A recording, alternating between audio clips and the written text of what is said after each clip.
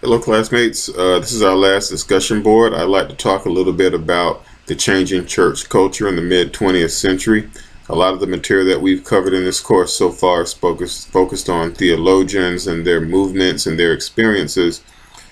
Um, but with the changing of the culture or the way of life in America, in the mid 20th century, the church attempted to remain relevant by changing with it. It tried to placate, uh, you could say, old traditions, and they tried to bring in younger people by putting in new traditions. Therefore, you trying to keep the old and gain the new. Uh, but when they do that, they've really tried to place a premium on this physical life. As an example, a book that I was perusing for this discussion board, written by Gerardo Marti, says that the Oasis Church, for example, is a mega church in LA, and this church fits the lifestyle of the congregants. And my question is, why does Christianity have to change to fit the lifestyles of a present physical system? As an example, one thing that Marti wrote with his research, he says that, in short, by helping the entertainment industry workers negotiate their desires for fame through religious devotion, Oasis pioneers a new religious identity for an emerging generation of workers within the creative class who actively brand themselves, seeking celebrity for their creative skills, and manage the uncertainties of career trajectories apart from established job roles.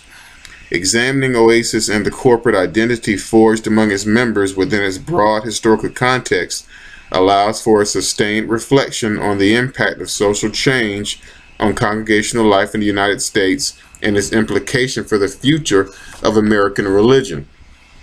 Okay, inside of all of that, it's really, I don't hear anything about God. It doesn't seem like it's spiritual at all.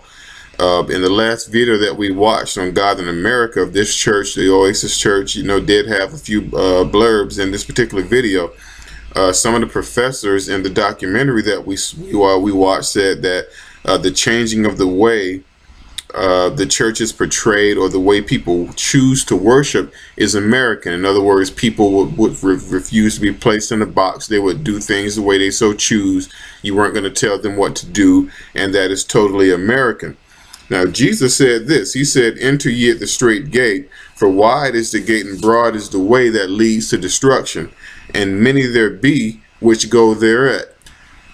But straight is the gate and narrow is the way which lead unto life, and few there be that find it." Matthew chapter 7, verses 13 and 14. Now, I personally believe that worshiping a God that, doing things that you just choose to do is pretty much worshiping a God of your own imagination. In your mind, God is okay with your lifestyle, so you feel comfortable in your church or in your way, and anyone who calls you out can be labeled a bigot, or they can be intolerant. The church has never been a catch-all.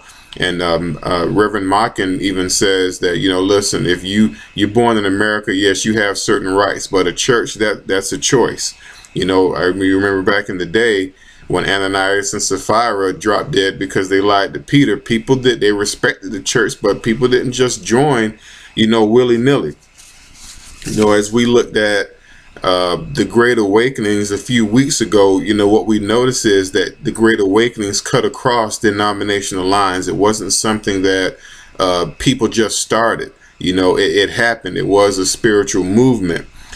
Paul says this in 1 Corinthians chapter 1, verse 10. He says, "Now I beseech you, brethren, by the name of our Lord Jesus Christ, that you all speak the same thing, and that there be no divisions among you, but that ye be perfectly joined together in the same mind and in the same judgment."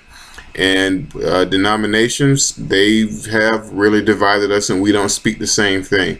So hopefully we'll have another awakening, and we won't have to worry about using gimmicks or games to try to attract people. We'll have something that's powerful, something that will truly bring people together.